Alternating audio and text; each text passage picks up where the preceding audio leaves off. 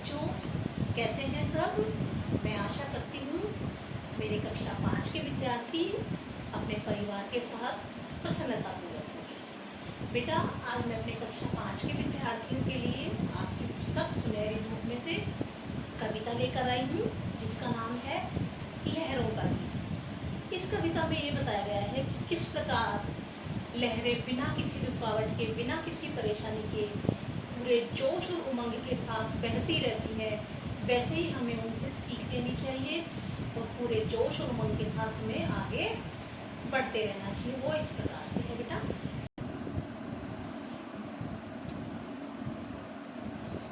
लहरों का गीत।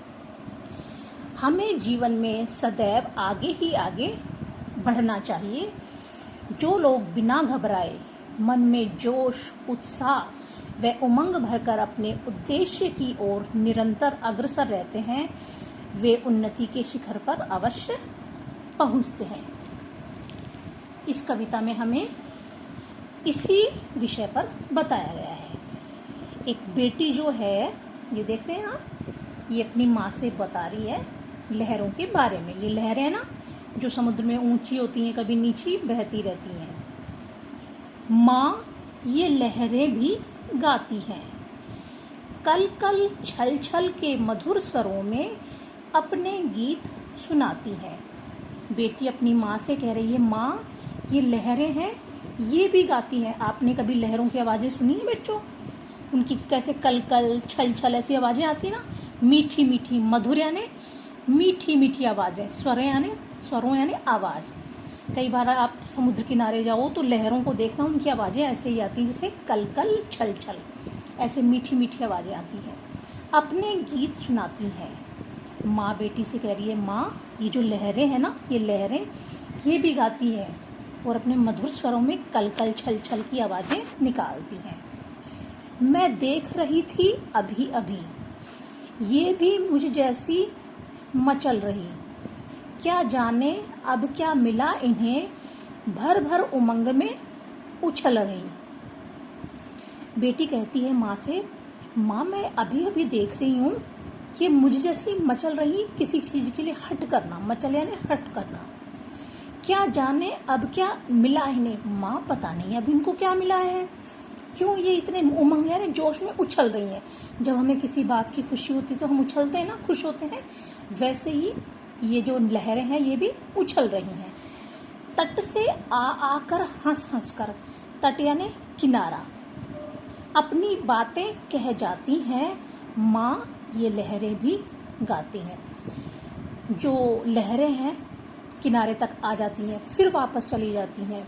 फिर ऐसा लगता है जैसे अपनी कुछ बातें कहने आई हों और फिर वापस जा रही हैं। मैं कब से बुला रही इनको, पर मेरे पास नहीं आती। माँ कह रही है बेटी को कि माँ मैं इनको कब से बुला रही हूँ मेरे पास, लेकिन ये तो आती ही नहीं है। कुछ खेल खेलती इसीलिए तट तक आकर फिर भाग जाती। हो सकता है माँ, मुझे ऐसा लग रहा है कि शायद ये कोई खेल खेल रही हैं, इसी वजह से ये तट तक यानी किनारे तक आती हैं। तट का मतलब क्या होता है? किनारा। तट पर आ जाती हैं, फिर चली जा रही हैं जैसे कुछ खेल खेल रही हूँ। मैं चलूँ साथ खेलूँ इनके, देखो ये मुझे बुलाती हैं। वो कह रही है, बेटी माँ को कह रही है कि मेरा मन करता है मैं इनके साथ चलूँ, खेलूँ, ऐसा लगता है कि ये मुझे बुला रही हैं।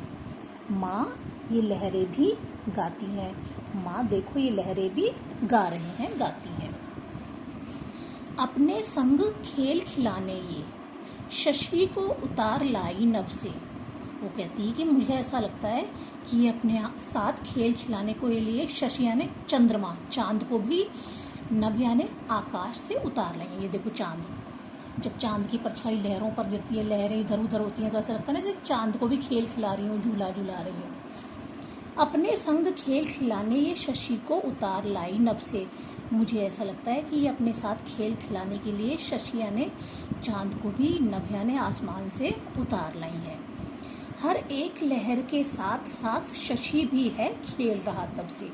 ये देखो लहरें जब ऊंची नीची होती हैं तो ऐसे लगता है कि झूला झुला रही हूँ, खेल खिला रही हूँ इसके साथ। कैसे धीमे धीमे जल के झूले पर उसे झुलाती हैं।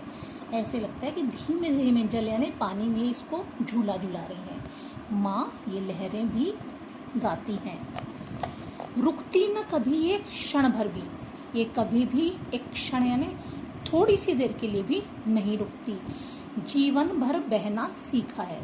समुद्र की लहरें पूरे जीवन बहती रहती हैं, चलती रहती हैं। इसी प्रकार हमें भी कभी किसी कष्ट को देखकर रुकना नहीं चाहिए, उमंग और जोश के साथ चलते रहना चाहिए।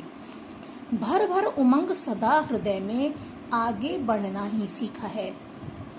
ये अपने हृदय यानी मन में हमेशा उमंग जोश रखती हैं और सिर्फ आगे ही आगे बढ़ती रहती हैं। इन्होंने भी कभी रुकना नहीं सीखा, ये हमेशा बढ़ती रहती हैं, चाहे कितनी भी परेशानियां आओ, कितनी भी मुसीबतें आओ। हंस हंस कर जीवन पथ पर बढ़ते जाओ, यह कहती आती हैं, माँ ये लहरें भी गाती हैं। हमेशा जीवन में हंसते हुए पथ यानी रास्ते पर बढ़ते रहना चाहिए। कभी किसी रुकावट मुसीबत के आने पर हमें रुकना नहीं चाहिए, लहरों से हमें शिक्षा लेनी चाहिए और हमें निरंतर अग्रसर रहना चाहिए, आगे की तरफ बढ़ना चाहिए और अपने लक्ष्य पर पहुंचना चाहिए। इस प्रकार इस कविता का ये अर्थ है बेटा, इसको अच्छे से तरह पढ़ के देखना।